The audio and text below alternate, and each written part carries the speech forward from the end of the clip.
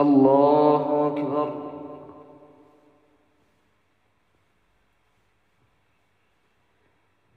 الحمد لله رب العالمين الرحمن الرحيم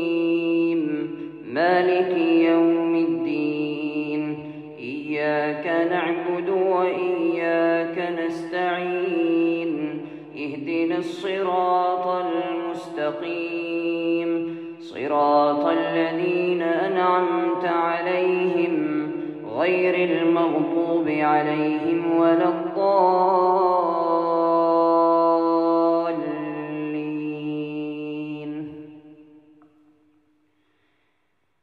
بسم الله الرحمن الرحيم ألف لام را تلك آيات الكتاب الحكيم أكان للناس عجبا أن أوحينا إلى رجل منهم أن أنذر الناس وبشر الذين آمنوا أن لهم قدم صدق عند ربهم قال الكافرون إن هذا لساحر مبين إن ربكم الله الذي خلق السماوات والأرض في 6 أيام ثم استوى على العرش يدبر الأمر ما من شفيع إلا من بعد إذنه ذلكم الله ربكم فاعبدوه أفلا تذكرون إليه مرجعكم جميعا وعد الله حقا إنه يبدأ الخلق ثم يعيده ليجزي الذين آمنوا وعملوا الصالحات بالقسط والذين كفروا لهم شراب من حميم وعذاب أليم بما كانوا يكفرون هو الذي جعل الشمس ضياء والقمر نورا وقدره منازل لتعلموا عدد السنين والحساب ما خلق الله ذلك إلا بالحق يفصل الآيات لقوم يعلمون إن في اختلاف الليل والنهار وما خلق الله في السماوات والأرض لآيات لقوم يتقون إن الذين لا يرجون لقاءنا ورضوا بالحياة الدنيا واطمأنوا بها والذين هم عن آياتنا غافلون أولئك مأواهم النار بما كانوا يكسبون إن الذين آمنوا وعملوا الصالحات يهديهم ربهم بإيمانهم تجري من تحتهم الأنهار في جنات النعيم دعواهم فيها سبحانك اللهم وتحيتهم فيها سلام وآخر دعواهم أن الحمد لله رب العالمين ولو يعجل الله للناس الشر استعجالهم بالخير لقضي إليهم أجلهم فنذر الذين لا يرجون لقاءنا في طغيانهم يعمهون وإذا مس الإنسان الضر دعانا لجنبه أو قاعدا أو قائما فلما كشفنا عنه ضره مر كأن لم يدعنا إلى ضر مسه كذلك زين للمسرفين ما كانوا يعملون ولقد أهلكنا القرون من قبلكم لما ظلموا وجاءتهم رسلهم بالبينات وما كانوا ليؤمنوا كذلك نجزي القوم المجرمين ثم جعلناكم خلائف في الأرض من بعدهم لننظر كيف تعملون وإذا تتلى عليهم آياتنا بينات قال الذين لا يرجون لقاءنا ائت بقرآن غير هذا أو بدله قل ما يكون لي أن أبدله من تلقاء نفسي أتبع إلا ما يوحى إلي إني أخاف إن عصيت ربي عذاب يوم عظيم قل لو شاء الله ما تلوته عليكم ولا أدراكم به فقد لبثت فيكم عمرا من قبله أفلا تعقلون فمن أظلم ممن افترى على الله كذبا أو كذب بآياته إنه لا يفلح المجرمون ويعبدون من دون الله ما لا يضرهم ولا ينفعهم ويقولون هؤلاء شفعاؤنا عند الله قل أتنبئون الله بما لا يعلم في السماوات ولا في الأرض سبحانه وتعالى عما يشركون وما كان الناس إلا أمة واحدة فاختلفوا ولولا كلمة سبقت من ربك لقضي بينهم فيما فيه يختلفون ويقولون لولا أنزل عليه آية من ربه فقل إنما الغيب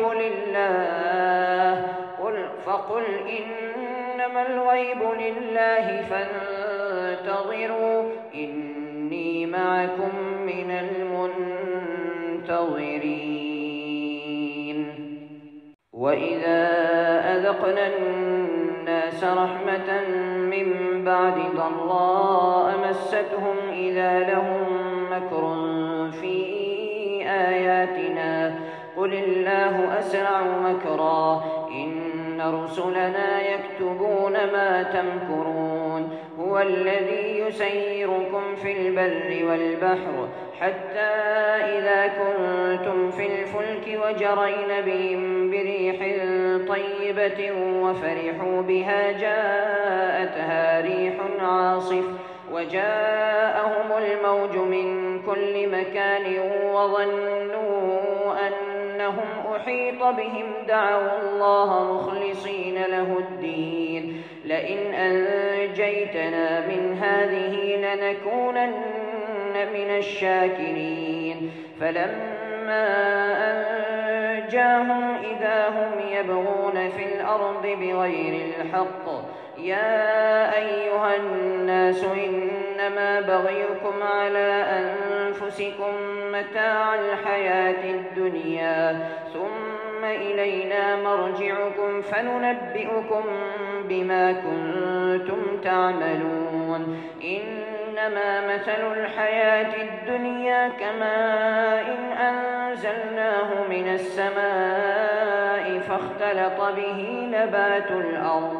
فاختلط به نبات الأرض مما يأكل الناس والأنعام حتى إذا أخذت الأرض زخرفها وزينت وظن أهلها أنهم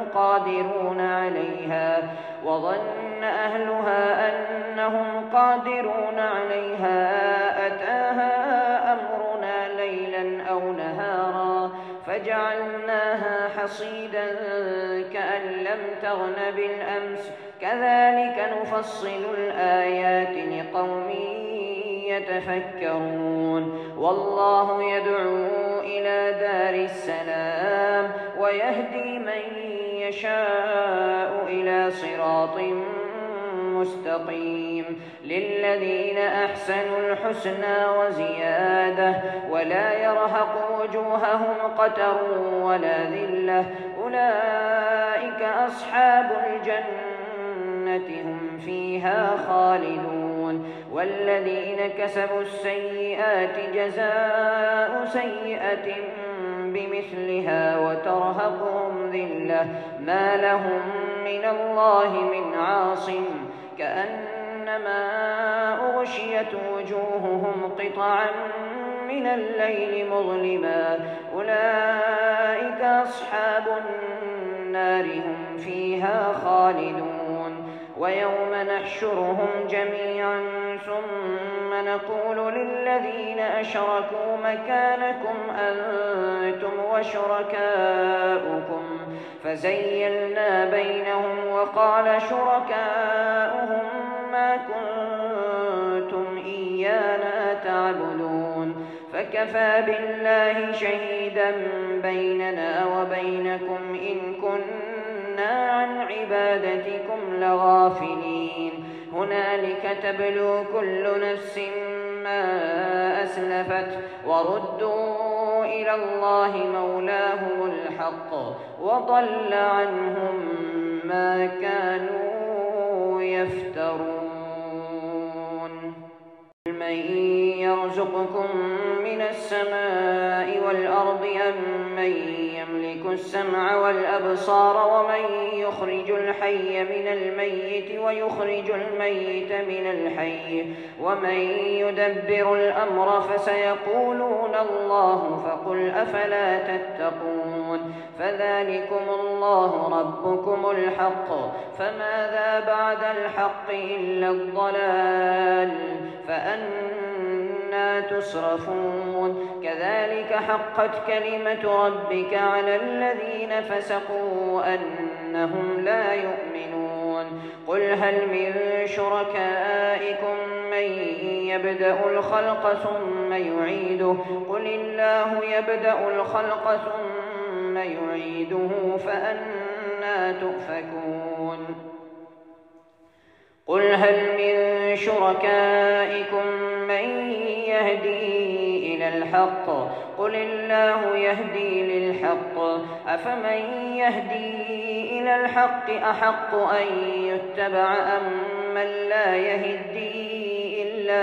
أن يهدى فما لكم كيف تحكمون وما يتبع أكثرهم إلا ظنا إن الظن لا يغني من الحق شيئا إن الله عليم بما يفعلون وما كان هذا القرآن أن يفترى من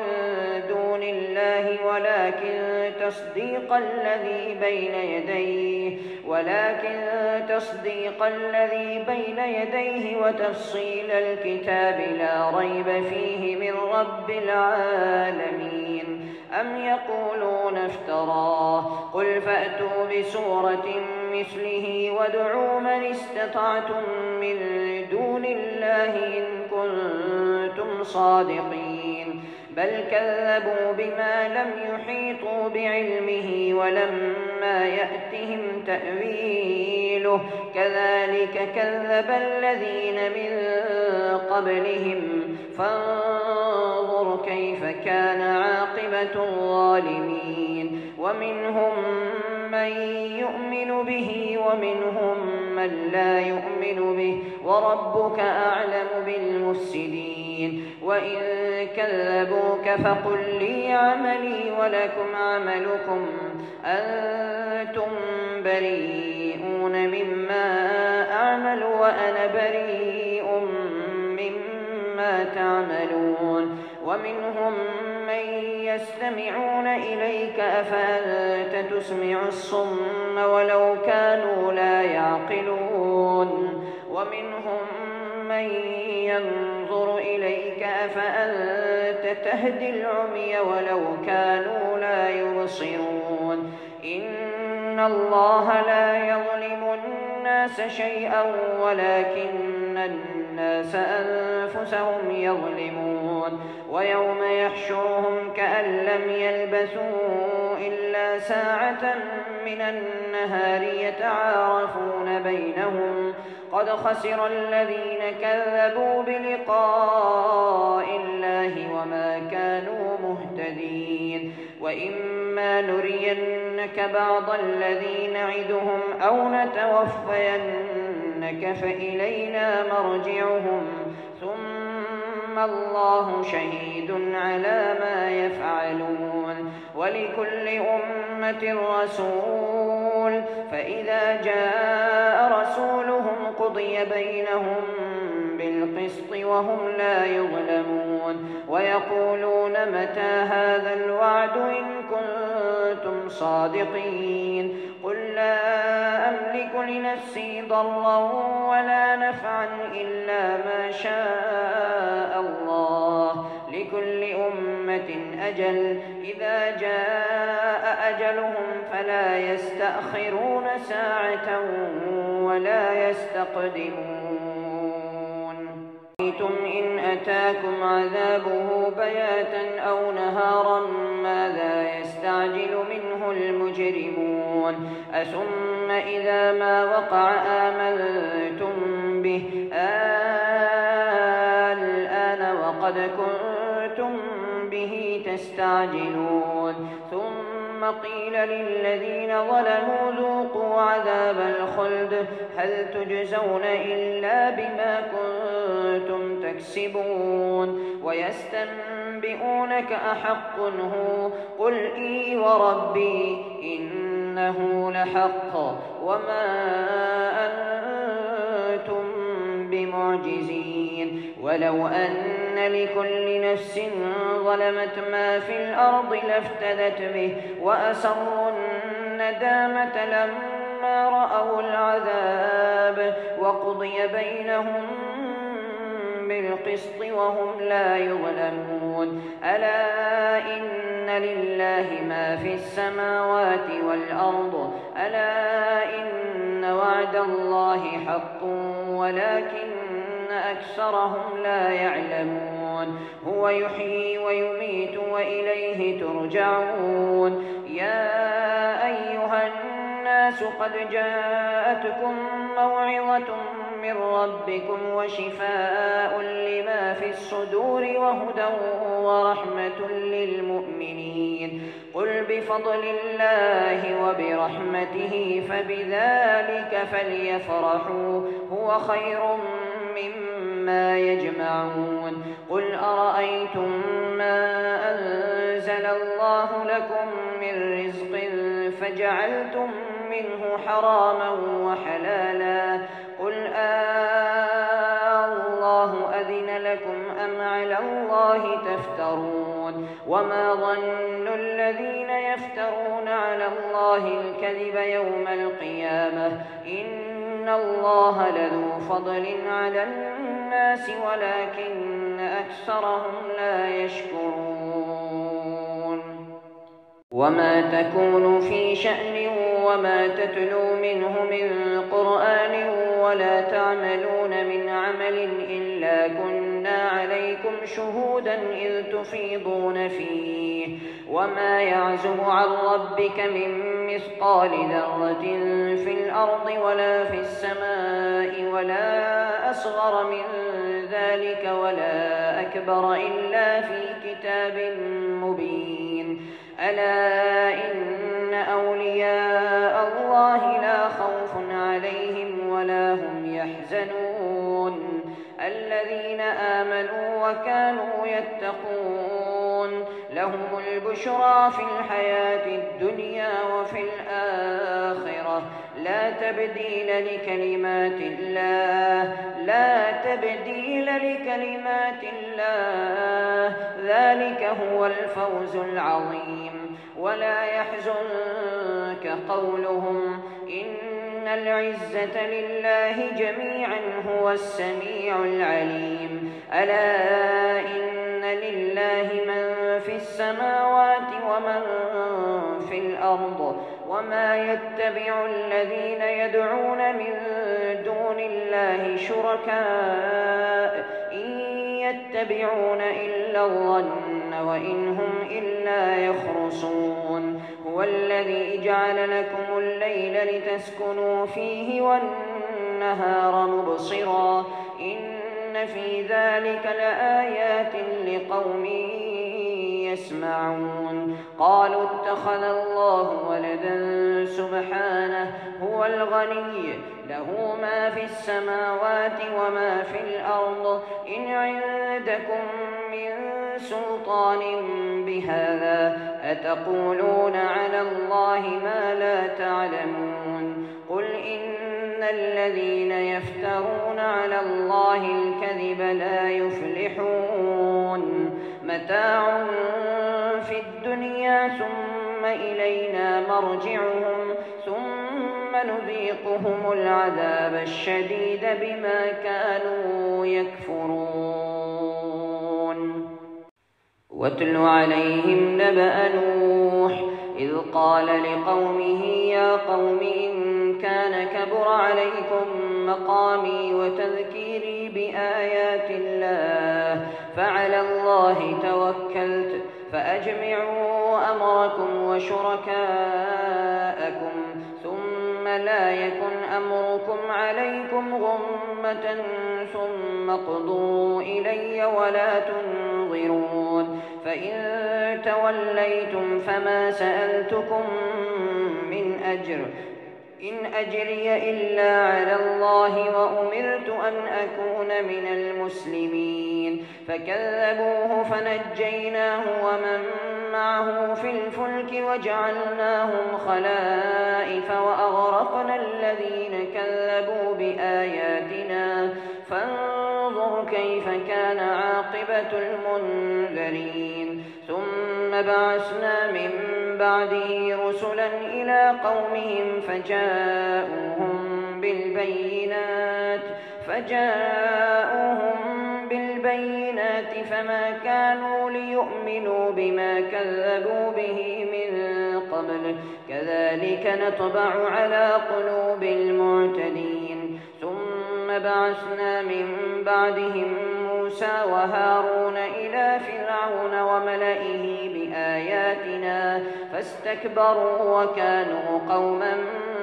مجرمين. فلما جاءهم الحق من عندنا قالوا إن هذا لسحر مبين. قال موسى أتقولون للحق لما جاءكم أسحر هذا ولا يفلح الساحرون. قالوا أجئتنا لتلفتنا عما وجدنا عليه آباءنا وتكون لكما الكبرياء في الأرض وما نحن لكما بمؤمنين. وقال فرعون ائتوني بكل ساحر عليم. فلما جاء السحرة قال لهم موسى ألقوا ما أنتم ملقون. فلما ألقوا قال موسى ما جئتم به السحر إن الله سيبطله إن الله لا يصلح عمل المفسدين ويحق الله الحق بكلماته ولو كره المجرمون.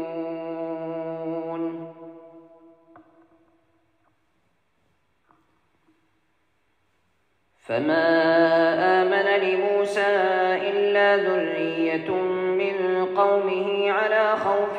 من فرعون وملئهم أن يفتنهم وإن فرعون لعال في الأرض وإنه لمن المسرفين. وقال موسى يا قوم إن كنتم آمنتم بالله فعليه توكلوا إن كنتم مسلمين. فقالوا على الله توكلنا ربنا لا تجعلنا فتنة للقوم الظالمين ونجنا برحمتك من القوم الكافرين. وأوحينا إلى موسى وأخيه أن تبوأ لقومكما بمصر بيوتا وجعلوا بيوتكم قبلة وأقيموا الصلاة وبشر المؤمنين. وقال موسى ربنا إنك آتيت فرعون وملأه زينة وأموالا في الحياة الدنيا ربنا ليضلوا عن سبيلك ربنا اطمس على أموالهم واشدد على قلوبهم فلا يؤمنوا حتى يروا العذاب الأليم. قال قد أجيبت دعوتكما فاستقيما ولا تتبعان سبيل الذين لا يعلمون. وجاوزنا ببني إسرائيل البحر فاتبعهم فرعون وجنوده بغيا وعدوا حتى إذا أدركه الغرق قال آمنت أنه لا إله إلا الذي آمنت به بنو إسرائيل وأنا من المسلمين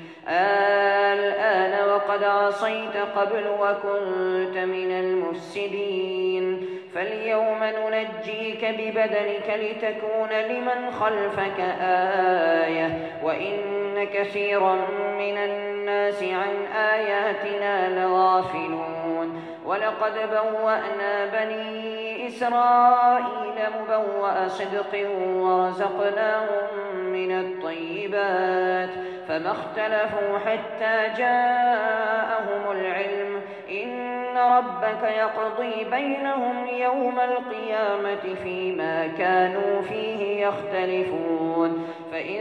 كنت في شك مما أنزلنا إليك فاسأل الذين يقرؤون الكتاب من قبلك لقد جاءك الحق من ربك فلا تكونن من الممترين ولا تكونن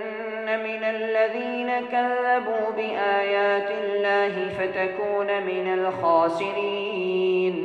إن الذين حقت عليهم كلمة ربك لا يؤمنون ولو جاءتهم كل آية حتى يروا العذاب الأليم فلولا كانت قرية آمنت فنفعها إيمانها إلا قوم يونس لما آمنوا كشفنا عنهم عذاب الخزي في الحياة الدنيا ومتعناهم إلى حين ولو شاء ربك لآمن من في الأرض كلهم جميعا أفأنت تكره الناس حتى يكونوا مؤمنين وما كان لنفس أن تؤمن إلا بإذن الله ويجعل الرجس على الذين لا يعقلون قل انظروا ماذا في السماوات والأرض وما تغني الآيات والنذر عن قوم لا يؤمنون فهل ينتظرون إلا مثل أيام الذين خلوا من قبلهم قل فانتظروا إني معكم من المنتظرين